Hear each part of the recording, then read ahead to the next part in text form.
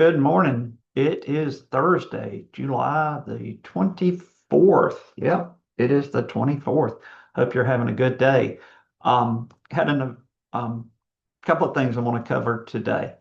So, chapter 14 is about firm growth and its strategies for firm growth. And for that lecture, I generally talk about the strategic management class that I taught at MSU and that I teach here at Georgia College.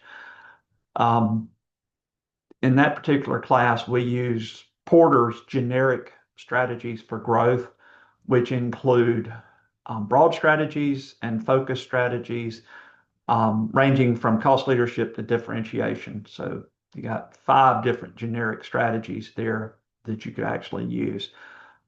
That's in Management 4195 for you guys. You'll take that in the very near future. For this particular discussion, I wanted to build on what the chapter was talking about because I talk about in the videos the generic strategies according to Porter, and the textbook approaches it from a different standpoint. So I wanted to bring in yet another standpoint, which is the Ansoff matrix. And Ansoff matrix, the reason I wanted to bring this to your attention is I had a question about Wikipedia as a reference. I'll come back to that.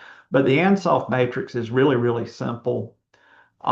It looks at the scope of products that you're selling and the scope of markets that you're serving. On your x-axis, you've got the scope of products. On the y-axis, you've got the scope of markets that you're serving. If your growth strategy is to sell as many products as possible to your existing customers, or your strategy is to extract as many dollars as possible using the current products you're selling from your existing customers, it's called market penetration, which is really selling old products to old customers. For a growth strategy, you could sell new products to old customers, right? Selling new products to existing customers would be called product development. So new products to old customers, or you could sell new customers old products, right? Sell old products to new customers, or you could sell new products to completely new customers. Diversification is what that strategy is called. So this is just another generic framework of strategic management or of strategies that a company could run for firm growth. So it's different than Porter's generic strategies. It's different than what Beringer and Ireland talk about in their textbook.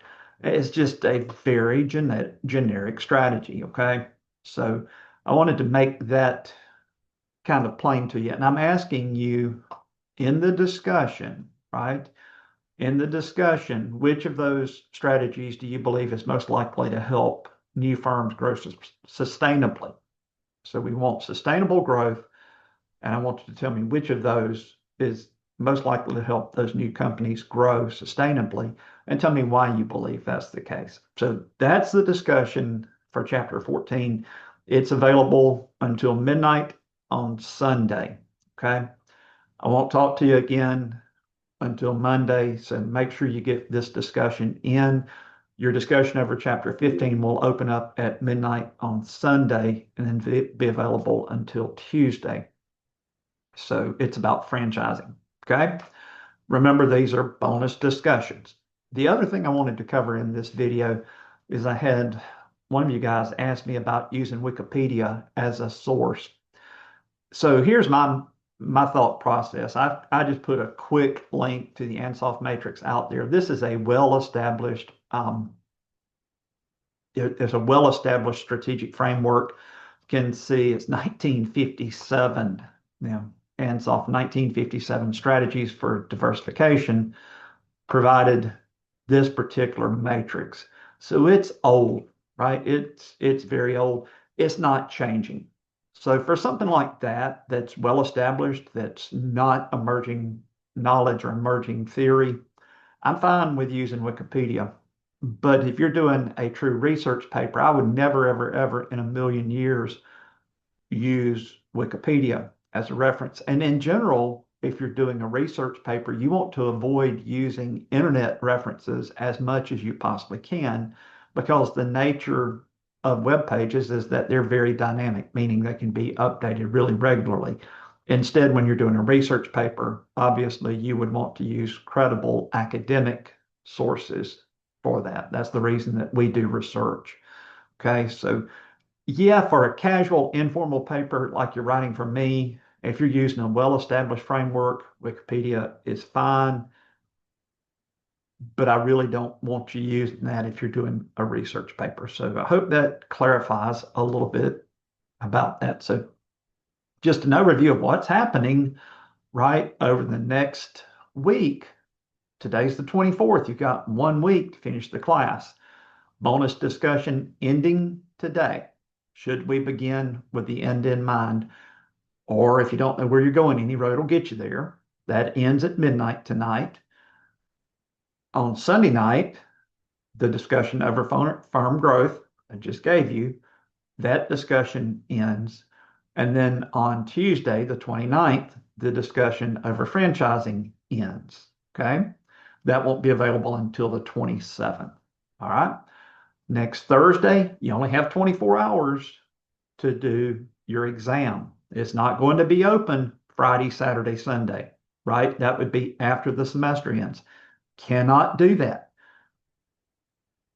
Somebody, as sure as I'm sitting here, I'm afraid somebody is going to come at me and say, well, I thought that our exam was due on Friday, Saturday, and Sunday, like it's all. No, hear me now, okay?